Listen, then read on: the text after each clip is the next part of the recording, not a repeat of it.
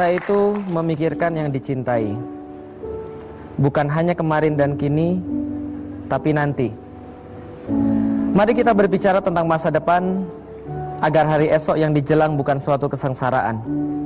Ada hal yang jelas harus dipersiapkan, mana yang boleh dilakukan dan mana yang harus dihindarkan. Bila engkau lelaki, engkau harus tahu arah saat melangkah. Bila engkau perempuan, seharusnya tahu bagaimana bertingkah. Kita bicara masa depan karena ia tidak semudah yang diperkirakan pemuda-pemuda yang lalai, juga tidak sesulit yang diceritakan perempuan-perempuan yang bercerai. Setiap muslimah tentu saja menginginkan lelaki yang bertanggung jawab, yang menghargai kelebihan kebaikannya, dan yang memaafkan kealpaan kekurangannya.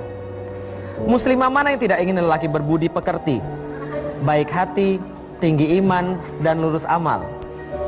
Muslimah selalu menanti lelaki akhlak padan rasa, yang memiliki kelembutan dengan anaknya, dengan istrinya dia mesra.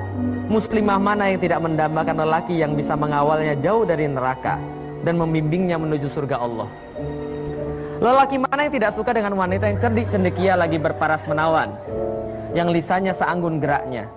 Lelaki yang baik pasti menyukai wanita lemah lembut lagi santun, pintar membahagiakan suami dengan masakan dan perhatian, tidak tamak harta dan selalu menjaga kehormatan.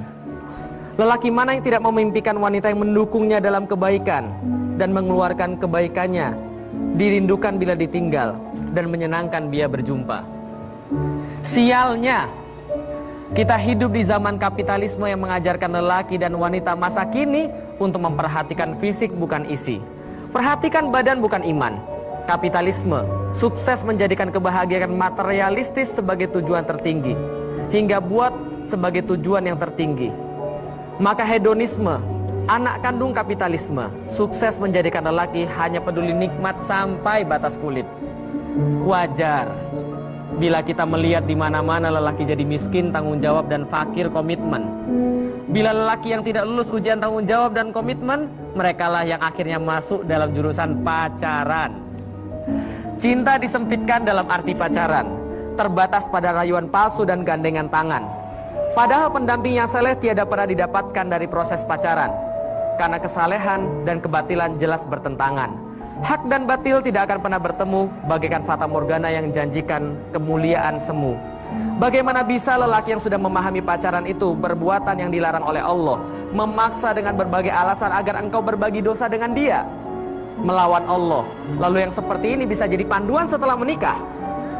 Sebelum halal saja dia sudah berani katakan sayang kepadamu. Jangan heran bila setelah dia menikah, dia berani katakan itu pada wanita-wanita yang lain. Toh sama-sama bermaksiat pada Allah. Jika sebelum akad saja ia sudah berani melabuhkan tangannya pada tubuhmu, jangan heran bila setelah menikah ia mampu lakukan itu pada wanita-wanita yang lain. Toh sama-sama dosa pada Allah. Yang tiada takut dosa saat sebelum menikah, tentunya jangan harap ia takut dosa setelah menikah. Terima kasih. Assalamualaikum warahmatullahi wabarakatuh.